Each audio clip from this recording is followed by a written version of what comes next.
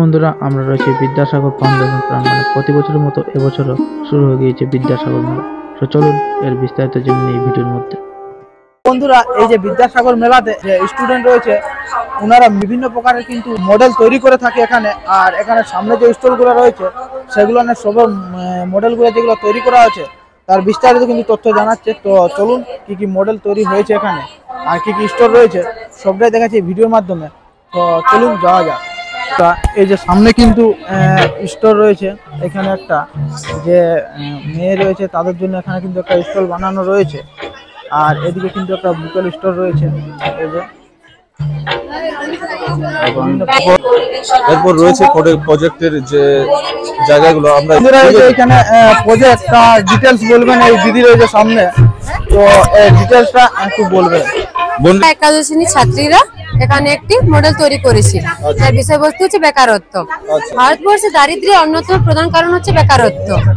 আমরা এই বেকারত্ব আর দিনের পর দিন বেড়ে চলেছে। আমরা বেকারত্ব বিভিন্ন ধরনের দেখে থাকি, আমরা কিছুগুলো এখানে তুলে ধরার চেষ্টা করেছি। প্রথম হচ্ছে মৌসুমী বেকারত্ব বা সিজনাল আনএমপ্লয়মেন্ট। আমরা সকলে জানি যে ভারত হচ্ছে কৃষি প্রধান দেশ। মানে কৃষকরা চাষবাস করে জীবিকা নির্বাহ করে। তারা যখন চাষবাস করে তখন তারা সে কাজে ব্যস্ত থাকে, তারা সে কাজে লাভজনক হয়ে তারা সে কাজে তার জীবন যাপন করে। কিন্তু যখন কৃষিকাজ হয় না, সিজন থাকে না চাষবাসে, তখন তারা বেকার হয়ে পড়ে, তারা চাষবাস করতে পারে না, তখন তারা বেকার হয়ে পড়ে। আবার এই ধরনের বেকারত্ব আমরা শিল্পাঞ্চলও দেখে থাকি, যেমন আইসক্রিম বিক্রেতারা, তারা শুধু গ্রীষ্মকালে আইসক্রিম বিক্রি করে, শীতকালে তাদের সেভাবে আইসক্রিম বিক্রি হয় না, হয়তো হয় কিন্তু গ্রীষ্মকালের তুলনায় কম হয়। তাই তারা সেখানে বেকার হয়ে পড়ে থাকে। আইসক্রিম কিছু কিছু কারখানা আবার বন্ধ হয়ে যায়, তাই বেকারত্ব হার দিনের পর দিন বেড়ে চলেছে। এখানে হচ্ছে মানে ডিসগাইজ আনএমপ্লয়মেন্ট বা প্রচ্ছন্ন বেকারত্ব। আমরা গ্রামীণ অঞ্চলে প্রায় সকলে দেখে থাকি যে একটা জমিতে কাজ করে অনেকজন, কিন্তু সেই জমিতে দুজন চাষ করে, মানে দুজন যত পরিমাণ উৎপাদন করে সেখানে চাষ করে, সেখানে যদি আরো বেশি পরিমাণ মানুষ চলে আসে, ঠিক সেই অত পরিমাণে উৎপাদন হবে। মানে একটা জমিতে দুটো মানুষ যদি চাষবাস করে, তার পরিবার যদি সেখানে চলেও যায়, তাও সেই দুজন যত পরিমাণ উৎপাদন করছে তার পরিবার টাকার সাথে অতটা উৎপাদন হচ্ছে। মানে তাদের মানে বাড়ছেও না, মানে তাদের পরিবার টাকা বাড়ছেও না বা কমছেও না। তাই মানে অধ্যাপক নার্সের মধ্যে সে অতিরিক্ত মানুষ দুজন বাদ দিয়ে যারা অতিরিক্ত সেখানে আছে তারাই হচ্ছে প্রচ্ছন্ন বেকারত্ব সেখানে। এখানে হচ্ছে ইন্ডাস্ট্রিয়াল আনএমপ্লয়মেন্ট বা শিল্পাঞ্চলে আমরা যে বেকারত্ব দেখে থাকি। আমরা প্রায় ধর্মঘট, মিছিল এসবের মাধ্যমে আমরা বেকারত্ব দেখে থাকি। যেমন প্রযুক্তিগত বেকারত্ব, এখানে একটি ভাগ হচ্ছে প্রযুক্তিগত বেকারত্ব। প্রযুক্তি বাড়ার সাথে যন্ত্রপাতি এসে গেছে, বিভিন্ন ধরনের যন্ত্রপাতি আসার ফলে কি হয়, শ্রমিকরা বেকার হয়ে পড়ে। শ্রমিকদের কাজ যন্ত্রপাতি করে ফেলছে। যেমন আগে একটা কাজ 5 জন মানুষ মিলে করতো, এখন কম্পিউটার আসার ফলে একটা মানুষই সে কাজগুলো করছে, 4 জন মানুষ বেকার হয়ে পড়ছে। ঠিক সেইভাবে দিনের পর দিন মানুষের বেকারত্ব হার বেড়ে চলেছে।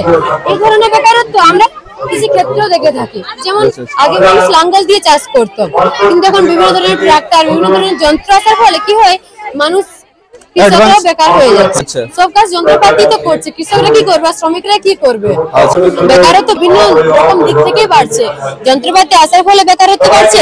আবার এখানে তো পুরোপুরি প্রাকৃতিক নির্ভর, ঋতু নির্ভর করে বেকারত্ব দেখা যায়।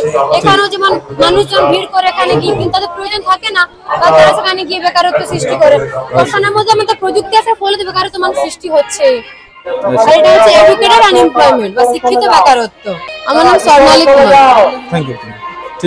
এখানে কিন্তু বিভিন্ন ধরনের মডেল আরো তৈরি হয়েছে। তো সামনে আরো অনেকগুলো মডেল রয়েছে, কারণ সবগুলোর সম্বন্ধে বিস্তারিত জানা তো সম্ভব হবে না, ভিডিওটা অনেকটা লং হয়ে যাবে। তো চলুন সামনে এই যে এখানেও কিন্তু একটা মডেল রয়েছে। বন্ধুরা, প্রোগ্রাম শুরু হয়ে যাওয়ায় আর কোনো জায়গাতে আমরা বিস্তারিত জানাতে পারলাম না, কারণ যে ভয়েস কোয়ালিটি খারাপ আসছিল। বন্ধুরা, এই যে অনেকগুলো কিন্তু এখানে মডেল ছিল, তো তার মধ্যে আমরা একটাই তুলে ধরতে পেরেছি বিস্তারিতভাবে। এখানে কিন্তু বিভিন্ন প্রকারের, ওটা কিন্তু ছিল গার্লস ভার্সন, যেটা গার্লসরা বানিয়েছিল, এখানে কিন্তু সব বয়েজরা বানিয়েছে। এখানেও কিন্তু বিভিন্ন প্রকারের মডেল ছিল, তৈরি করেছিলেন। বন্ধুরা, স্থান হচ্ছে বিদ্যাসাগর ফাউন্ডেশন প্রাঙ্গণ, পুরুলিয়া। রামনা থানার সামনে রয়েছে কিন্তু এই জায়গাটা। কি করিব কুল লাজে হৃদয় মাঝে যদি পাইল সরাজে কি করিব কুল লাজে হৃদয় মাঝে তারে রাখিব যতনে গো হৃদয় মাঝে তারে রাখিব যতনে গো হৃদয় মাঝে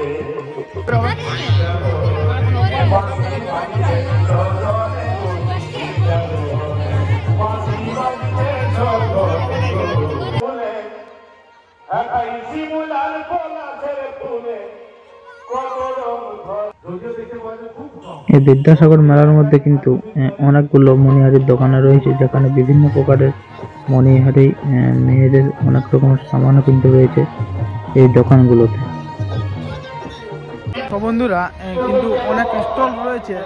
এই যে বিদ্যাসাগর মেলাটা হচ্ছে, এর ভিতরে কিন্তু অনেকগুলো স্টল রয়েছে, আর বিভিন্ন জায়গায় বিভিন্ন প্রকারের স্টল রয়েছে। কিন্তু এই যে এগ রোল, চাউমিন, ফাস্টফুডের কিন্তু স্টল এখানে কিন্তু বেশিই রয়েছে। পুরাটা কিন্তু অ্যাকচুয়ালি ধরতে গেলে ফাস্টফুডের স্টলে রয়েছে।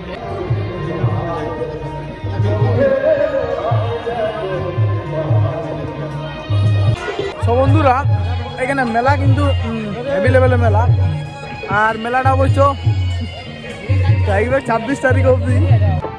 সো বন্ধুরা, এটা হচ্ছে সেই বিদ্যাসাগর মেলা, আর এই যে আমরা এখন রয়েছি বিদ্যাসাগর মেলাতে, আর এটা কিন্তু চলবে 26শে জানুয়ারি অবধি। তো অবশ্যই আপনারা আসুন, ভিজিট করুন, খুবই সুন্দর মেলা। দেখা হচ্ছে পরে কোনো অন্য ভিডিও। তখন ভালো থাকবে, সুস্থ থাকবে। রাম রাম।